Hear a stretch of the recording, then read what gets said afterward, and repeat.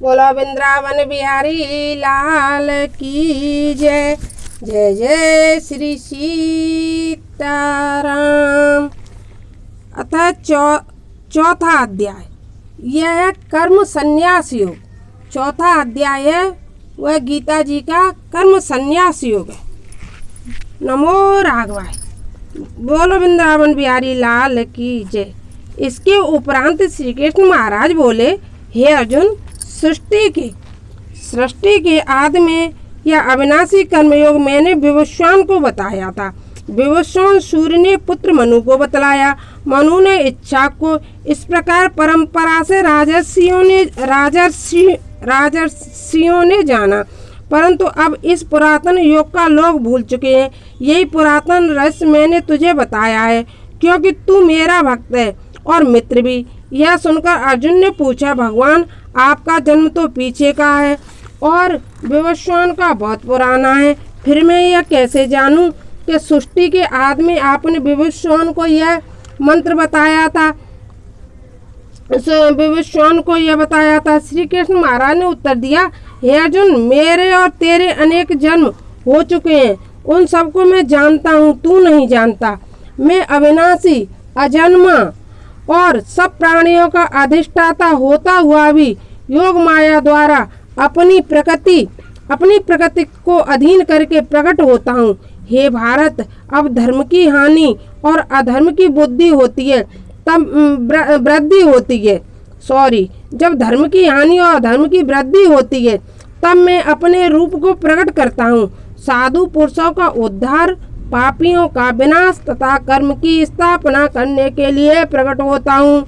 जो पुरुष मेरे इस दिव्य जन्म और कर्म को सच्चा जान लेता है और फिर जन्म मरण के बंधन से छूटकर परमात्मा में लीन अधिष्ठित हो जाता है, ऐसे कितने ही पुरुष ज्ञान रूप तप से पवित्र होकर राग, भय और क्रोध की भावना से मुक्त होकर परमात्मा में लीन हो चुके हैं। हे अर्जुन, परमात्मा की भक्ति जिस रूप में जो कोई करता है वही रूप उसको प्राप्त होता है। इस रहस्य को जानकर बुद्धिमान पुरुष उसी के मार्ग पर चलते हैं। जो मनुष्य कर्म फल को चाहते हुए देवताओं की पूजा करते हैं, उन्हें मनुष्य लोक में कर्म फल प्राप्त होता है। गुण और कर्मों के बंटवारे से ब्राह्मण, क्षत्रिय, वैश्य, शूद्र की रचना को भी अविनाशी अकर्ता परमात्मा की रचना समझकर जो यह जानता है कि परमात्मा को कर्म फल की इच्छा नहीं है, अतः उसे कर्मों का लेप नहीं होता, वह पुरुष भी कर्मों से नहीं बनता। यह समझकर पहले ही पूर्वजों ने कर्म किए, इसलिए तुम भी पूर्वजों द्वारा सदा किए हुए कर्मों को इसी प्रकार कर। कर्तव्य कर्म क्या है क्या नहीं है, इस विषय में विद्वान पुरुषों को चकरा जाते हैं। मैं तुझे उस कर्म को ऐसे समझा दूंगा कि तू संसार के बंधन से मुक्त हो जाएगा। कर्म की गति रहस्यमय है, कर्म का स्वरूप निषिद्ध। कर्म, कुकर्म और अकर्म को भी समझो। जो पुरुष कर्म को अकर्म अथवा अहंकार फल कामना रहित कर्म समझता है और इसी प्रकार निष्काम कर्म अर्थात अकर्म को ही कर्म मानता है, वह बुद्धिमान योगी कर्मों को करने वाला है। हे अर्जुन, जिस व्यक्ति के सब कार्य कामना संकल्प से रहते हैं, इस प्रकार ज्ञान की अग्नि से जिसने सब कर्मों को झुलसा दिया है, वह पंडित है। कर्म फल की आसक्ति को छोड़कर, संसार का आश्रय छोड़कर सदा परमात्मा में लिप्त और तृप्त रहने वाला पुरुष भली प्रकार कर्म करता हुआ भी कुछ नहीं करता। फल की आशा छोड़े हुए अंतःकरण और शरीर को बस में रखने वाला सब भोग सामग्री से निष्प्रह पुरुष शरीर को कर्म करता हुआ भी पापी नहीं बन पाता।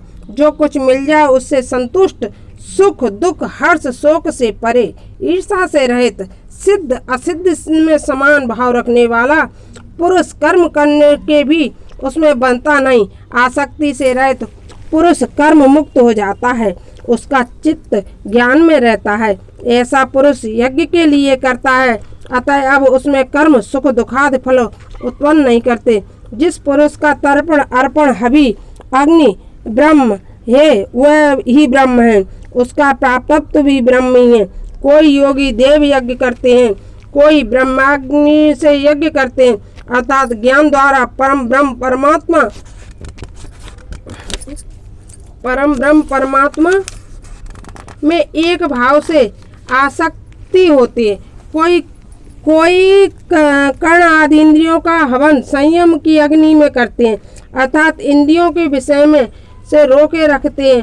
कोई शब्द आदि विषयों को इंद्रियों में हवन करते हैं, अर्थात विषयों को इंद्रियों से ग्रहण करते हुए भी उन्हें भस्मसात करते हैं। वही योगी जन इंद्रियों को और प्राणों के व्यापार को ज्ञान से प्रकाशित परमात्मा वास्तित की अग्नि में हवन करते हैं। अपनी सब चेष्टाओं से परमात्मा का चिंतन करते हैं। कई ईश्वर परायण बुद्धि से लोक सेवा से द्रव्य लगाते हैं। द्रव्य यज्ञ कोई स्वकर्तव्य पालन रूप तपो यज्ञ करते हैं। कई अष्टांग योग रूप से योग करते हैं। दूसरे तीक्ष्ण व्रत स्वाहा ध्याय ज्ञान यज्ञ के करने वाले हैं। कोई अपान में प्राणवायु को और प्राण में अपान वायु को इस प्रकार दोनों ही गतियों को रोककर प्राणायाम करते हैं। दोनों ही गतियों को प्राणायाम करते हैं। कुछ आहार को निमित्त कर प्राणों में प्राणों का हवन करते हैं। यह सब यज्ञ को मनन वाले यज्ञ से पाप का नाश करते हैं। हे अर्जुन, यज्ञ के परिणाम अमृत के भोगने वाले ये निरंतर ब्रह्म को प्राप्त करते हैं। यज्ञ रहित पुरुष को तो इस लोक में भी सुख नहीं मिलता, परलोक की तो कौन कहे। वेदवाणी से ऐसे कितने ही यज्ञों का विस्तार बताया गया है। वे सब कर्मज हैं, ऐसा जानकर तू मुक्त हो जाएगा। द्रव्यमय यज्ञ से ज्ञान रूप यज्ञ श्रेष्ठ है। हे अर्जुन, कर्मों की अंतिम सीमा तो ज्ञान ही है। तत्ववेत्ता ज्ञानियों से ये ज्ञान नम्रता सेवा से पूछ कर जानना चाहिए। इनको समझ लेने पर फिर ऐसे चक्कर में नहीं पड़ेगा और फिर अपने आत्मा में और मुझ में भी सब भूत प्राणियों को अवस्थित देखेगा। यदि तू इससे अधिक पाप करने वाला भी हो तो भी ज्ञान रूपी नौका द्वारा सब पापों से पार हो जाएगा। हे अर्जुन, जैसे प्रज्वलित अग्नि ईंधन को जला देती है, वैसे ज्ञान अग्नि दुष्कर्मों को राख कर देती है। ज्ञान के समान पवित्र इस लोक में कुछ नहीं है। उस ज्ञान को कर्मियों का साधक और पाकर अपनी आत्मा से अनुभव करता है। जितेंद्रिय ज्ञान की लगन वाला श्रद्धालु पुरुष ज्ञान को पा लेता है और ज्ञान को प्राप्त करके शीघ्र ही परम शांति का लाभ लेता है। जो पुरुष अज्ञानी है, श्रद्धालु भी नहीं है, यह डमाडोल है, इस लोक और परलोक में विश्वास नहीं रखता, वह मारा फिरता है। संशयात्मा को नहीं चैन मिलता। हे धनंजय, समत्व बुद्धि रूप योग से जिसने सब कर्मों को त्याग किया हुआ है, सब दुविधाएं काट दी हैं। जो परमात्मा परायण है, उसे कर्म नहीं बांधते। इसलिए हे अर्जुन, बंसी अर्जुन अज्ञान से उत्पन्न अपने हृदय में स्थिर इस संशय को ज्ञान तलवार से काटकर युद्ध करने को तैयार हो जा। बोलो वृंदावन बिहारी लाल की जय।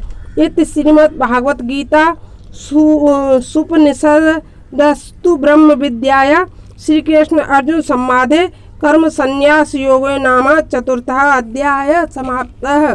बोलो वृंदावन बिहारी लाल की जय। जय जय श्री सीताराम, जय जय श्री सीताराम, जय जय श्री सीताराम।